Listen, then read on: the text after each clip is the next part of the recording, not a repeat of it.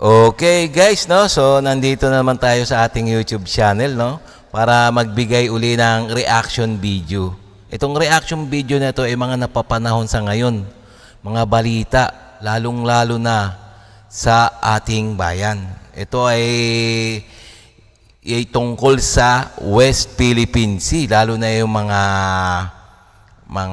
Chekwa na nananakop sa atin. So, bibigyan natin reaction to So, please kung trip nyo o kung gusto nyo yung mga ganitong reaction video, please subscribe, like and share na lang po. Okay? Kung bago tayo mag-umpisa, please subscribe And also, paki-subscribe kay Melbs Castle. Sa kanya yung video na to, no, nabibigyan natin reaction. Na ang pamagat ay nakakatakot ang balitang ito China warship at attack submarine nakapwesto na sa Benham Rise.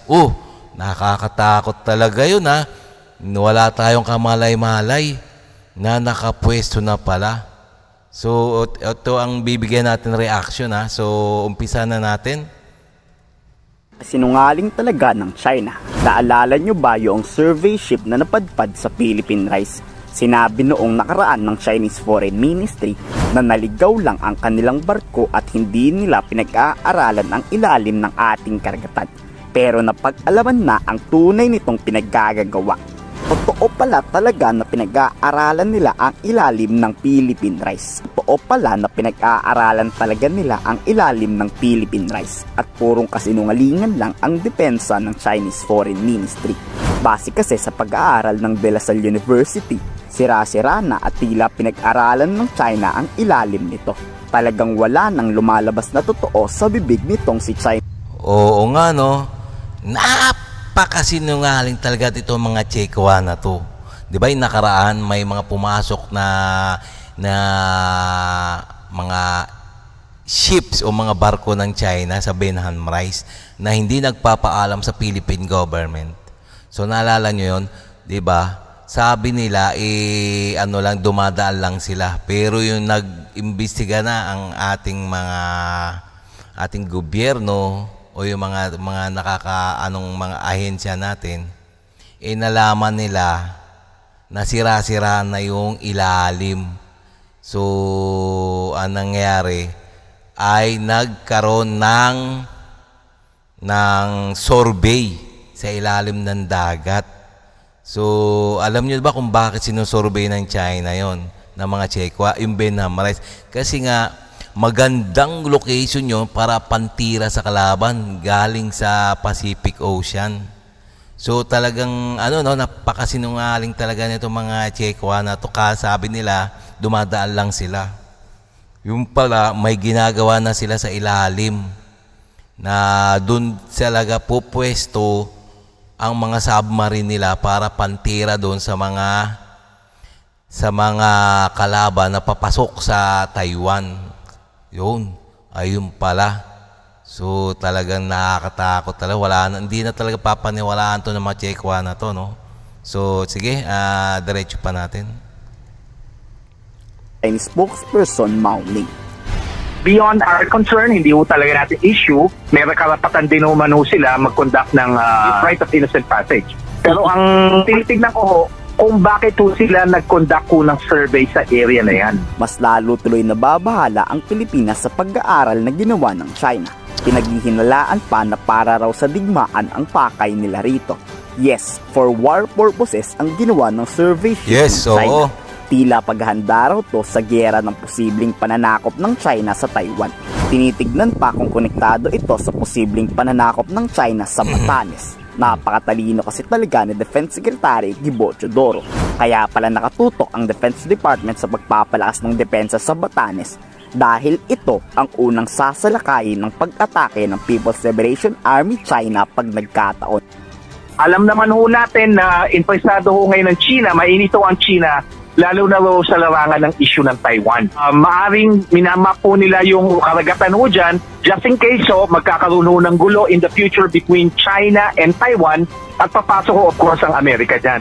Dalawa ho yan no? It could be purely scientific, but the scientific data could also be used for naval warfare operation. Specifically, lalo sa larangan ho ng operation ho ng mga submarine. Ang buong akala ng Pilipinas sa West Philippine Sea magsisimulang umatake ang China. Pero mukhang sa Philippine Rise pala. Buti na lang at may military exercises na gaganapin sa Batanes. Ayan hindi natin alam na nakatutok tayo lagi sa West Philippine Sea. So yung pala, nasa Benham Rise magsisimula. Nako, nakatakot talaga to mga guys, no? So talagang medyo matalino tong mga Chekwa na to. Pero tignan nyo itong ating gobyerno, hindi nila alam na nakapasok na ang dalawang ship o vessel ng mga Chekwa sa Benham Rise pa. So ang nakaalam pa dyan natatandaan ko, di ba? Yung mga US, kasi may mga satellite sila So talaga wala talaga tang ating gobyerno, ang ating Armed Forces Philippines kulang talaga sa kagamitan. So talagang nahuli na talaga tayo pagdating sa mga military equipment. So talagang nakakatakot talaga. So pero alam naman ng ating DND, Department of National Defense, na si Gibo, si paring Gibo alam kaagad niya, medyo may common sense to si si paring Gibo. Kaya alam niya. So ganun nga mangyayari, papasok sa Batanes ang mga puwersa ng Chekwa. Diyan lang talaga dadaan yan, wala nang iba Kaya nakatutok ang balikatan diyan sa Batanes. So talagang magaling, no? May talaga magaling na Department of National Defense si Secretary Gibo. Sige, diretso pa natin. Dito inaasahang magpapalakas to ng first line of defense ng Pilipinas pag nagkagera. May we confirm, sir, if yung Batanes po will be one of the sites of the upcoming balikatan? Yes, Batanes is one of the locations that we are considering in the execution of balikatan. Sir, follow up dun sa Batanes, sir. May kinalaman dito sa recent issue with Taiwan. We are not focused on Taiwan because the exercise is not happening in Taiwan. The exercise is happening within our territorial waters and our territories. So it is natural for us to exercise in those areas kasi if it's part of Philippine territory, it's where we wave our flag, these are the areas where we defend. Buti na lang rin at tinitigil na ng Pilipinas ang pakikipag-usap sa China. Kaya nga dapat ito talagang mga Chekwa na to hindi na kinakausap Hindi na kinakausap dapat talaga Mga napakasinungaling talaga itong mga Chekwa na to. Walang walang nangyayari. Talagang walang kwenta di ba? Makipag-usap man ang gobyerno sa Pilipinas, yan, okay pag harapan. Pero in case pag in actual hindi talaga nangyayari. Talagang parang lang sila, showy, pero pagdating sa in actual talaga hindi nangyayari, hindi sila tumutupad sa usapan. Talagang mga sila, mga sinungaling talaga, grabe. Oo, sige, diretso pa natin.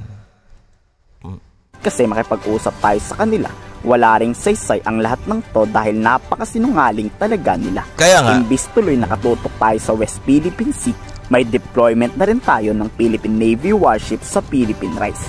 Talagang kulang na ang ating pwersa pag nagkagera. Po sa National Security Council, nababahala kami. Kaya nga, isa pa yan, kaliwat kanan yan, talagang kailangang babantayan ng gobyerno ng Pilipinas yan. Kailangan yung Benham Rise tsaka yung West Philippine Sea dapat may mga barko tayo dyan na pandigma na nagpapatrolya. So sabi daw, kulang na daw. Nakapatay tayo niyan. Kulang na raw. So talagang dapat talaga pagtuunan ng pansin ng ating gobyerno ang ating pagpapalakas ng sandatahan ng Pilipinas. So nakakalungkot lang talaga, no? So dapat noon-noon pa yung mga nakaraan mga presidente dapat talagang inano na nila, naging priority na dapat nila, no? So talagang ngayon lang talaga nangyayari yan na talagang nagiging agresibo na ang mga Chekwa pa doon sa mga lugar natin. Kasi nga talagang gusto nilang masakop ang buong West Philippine Sea. Pati nga Benham Rice na Pacific Ocean na yun, ha? Sige, diretso natin. Dito sa naging pagpasok di umano ng dalawang Chinese maritime research vessels because as declared clearly by the UN Commission on the Limits of the Exclusive on the Continental Shelf, tayo lang, the Philippines is the only country that has rights over that area. At kung meron mang mga maritime or marine research vessels, wala silang karapatang mag-research doon, gumawa ng anumang exploration without the express consent of the Philippine government. And in this case, itong dalawang marine research vessels na ito ay hindi po humingi ng pahintulot mula sa pamahalaan. Marine research in that area, that is an illegal act, no, on the part of these two ships. Tama nga si Oo nga, illegal na kung illegal na. Talagang dapat matuto na ating Philippine government na ang mga Chekwa winawalang hiya talaga tayo. Wala nang respeto sa gobyerno ng Pilipinas. So ano pa ba gagawin natin? Si Defense Secretary Gibo Teodoro, puro pagmamakaawa ang China sa usapan. Pero pasimple na panatong ninanakot ang ating teritoryo. Kayo, dapat ba talagang permanenteng ignore na natin ang China? I-komento sa baba ang yung sinunga. Oo nga, no? So talagang ito nakakalungkot talaga. Itong mga Chekwa na to, wala nang iba talaga, wala na tayong ibang masabi, di ba? Halos tingnan nyo naman, ang nangyayari, puro usapan dito, usapan doon, wala naman nangyayari, di ba? So napaka unprofessional na talaga ito mga mga Chekwa na to, porket sila ay makapangyarihan, maunlad na bansa. So ginaganon-ganon na lang nila yung mga Pinoy. Kala nila parang no read no write, ganon. Yung mga Chekwa, sila ay yung nakakaangat, may pinag-aralan.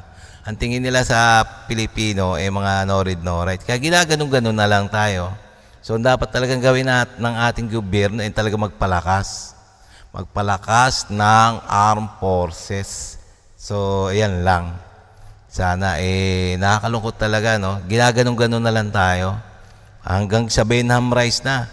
Ang layo na sa bansang China yan, pero nakakarating sila dyan. Na hindi nating nalalaman, na hindi sila nagpapaalam. So ibig sabihin walang karespetuhan no, sa ating Philippine government. Ay nako. So okay. So kung nagustuhan nyo yung ganito mga reaction video, please subscribe, like, and share para may pagpatuloy pa natin ang ganito mga reaction video sa susunod. Okay?